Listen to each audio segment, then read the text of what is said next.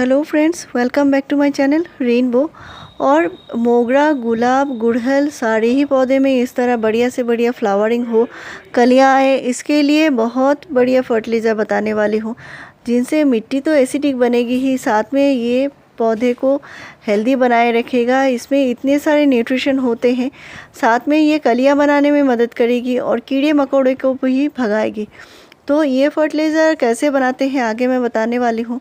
साथ में मैं ये बताऊंगी, आपके अगर गुड़हल में यानी हिबिस्कस में कलियां नहीं बन रही है तो आपको कौन से ऐसे देखभाल करने हैं। साथ में मैं ये बताऊंगी, आपने अगर मोगरा, गुलाब, गुड़हल, अपराजिता लगाए होंगे तो जो प्लांट केयर मैं बताऊंगी वो सारे ही आप अपने प्लांट पे कर पाएंगे। तो फ्लावरिंग के लिए फर्टिलाइज़र के साथ साथ प्लांट पे प्लांट केयर भी बहुत ज़रूरी होती है। तो ऑर्गेनिक फर्टिलाइज़र और प्लांट केयर के ऊपर मैं हमेशा से वीडियो शेयर करती हूँ फ्रेंड्स।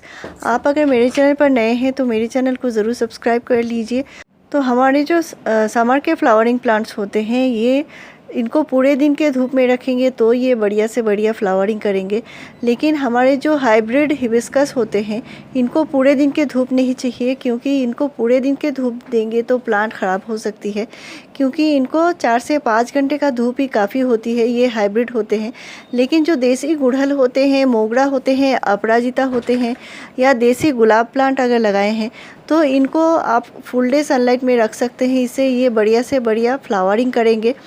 और जो मैं फर्टिलाइज़र के बारे में बताऊंगी, ये फर्टिलाइज़र बिल्कुल होममेड फर्टिलाइज़र है, फ्री का फर्टिलाइज़र है।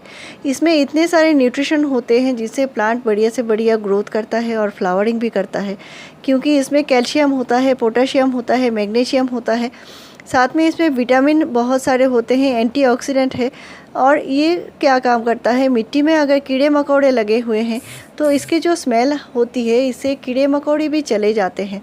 तो जिस भी किसी प्लांट आपने लगाए होंगे, इनको मिट्टी पोरस देनी होती है। मिट्टी अगर पोरस रहेगी यानी पानी देने के साथ ही साथ पानी ड्रेनेज होल से निकल जाती है, और ये जो मिट्टी है चिपचिपी नहीं होनी चाहिए। यानी मिट्टी चिपचिपी होने से क्या होता है, मिट्टी में जो रूट होते हैं प्लांट की, वो चल नहीं पाते, न्यूट्रिशन नहीं ले पाते। इसके लिए मिट्टी पोरस होनी बहुत ज़रूरी है। और मिट्टी को आप कम से कम 7 से 10 दिन के गैप में एक बार ज़रूर गुड़ाई कर दीजिए। ये देखिए, मैं दिखा रही हूँ, मैंने प्लांट की प्रूनिंग किया है, यानी ट्रिमिंग किया है, कटाई छटाई किया है। कटाई छटाई से भी प्लांट में नए ग्रोथ होते हैं, और ग्रोथ के साथ साथ प्लांट में अगर कलियां नहीं हैं तो कलियां भी बनना शुरू होते हैं। और इसके साथ प्लांट के लिए जो ज़रूरी होता है, कीड़े मकोड़े ज़रूर नहीं होने चाहिए। अगर प्लांट में कीड़े मकोड़े लगे होंगे तो भी प्लांट में अच्छे से फ्लावरिंग नहीं होगी, कलियां आएंगी तो भी ये नहीं अच्छे से खिल पाएंगी। तो इसके लिए प्लांट को देखभाल की ज़रूरत होती है। और गर्मी का टाइम है तो प्लांट को सुबह और शाम को 2 टाइम अगर अच्छे से शावरिंग कराते हैं तो प्लांट बहुत ज़्यादा हेल्दी रहेंगे, प्लांट की पत्तियाँ नहीं जलेंगी। और ज़्यादा से ज़्यादा प्लांट में कलियां चाहते हैं, फ्लावरिंग चाहते हैं, तो मिट्टी हमेशा उपजाऊ होनी चाहिए। ऑर्गेनिक तरीके से हम मिट्टी उपजाऊ कर सकते हैं, और मिट्टी एसिडिक होनी चाहिए। तो इसके लिए आपको कम से कम कंपोस्ट आपको मिट्टी में मिलाना ही पड़ेगा। जब भी प्लांट लगाते हैं कम से कम 20 से 30% कंपोस्ट ज़रूर मिला दीजिए। साथ में आपको कंपोस्ट प्लांट में देने होंगे, और ये जो काम है आपको 15 डेज़ के गैप में एक बार ज़रूर करना होगा, ताकि प्लांट में हमेशा से ही न्यूट्रिशन मिलता रहे। जो नाइट्रोजन खाद होती है वो पौधे के लिए बहुत ज़्यादा ज़रूरी होती है।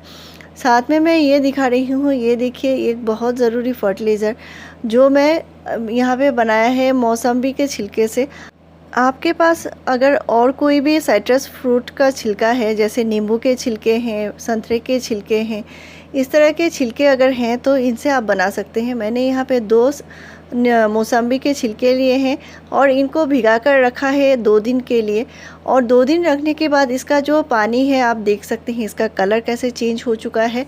तो ये विटामिन सी से भरपूर है, साथ में इसमें प्रचुर मात्रा में पोटेशियम है, कैल्शियम है, और भी कई सारे न्यूट्रिशन है। और इसको जो देना है पौधे में बहुत सावधानी से देना होता है इसको। तो जिस भी किसी प्लांट में देना है उसकी मिट्टी बहुत ज़्यादा ड्राई नहीं हो, और शाम को देना है, सुबह को नहीं देना है, और दोपहर को भी नहीं देना है। तो इसको देने का जो तरीका है, अगर आपने 1 लीटर पानी लिया है तो 1 लीटर पानी में आपको 100 ml से ज़्यादा नहीं मिलाना है।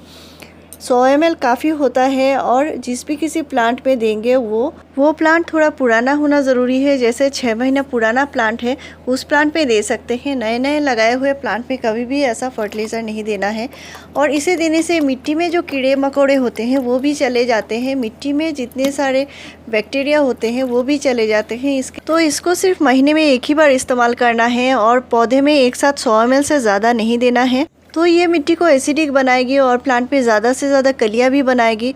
तो मेरे चैनल में फ्रेंड्स आपको ऐसे ही बढ़िया जानकारी मिलती रहेगी। मेरे चैनल को ज़रूर सब्सक्राइब कीजिए, लाइक शेयर और कमेंट कीजिए। वीडियो पूरा देखने के लिए थैंक यू।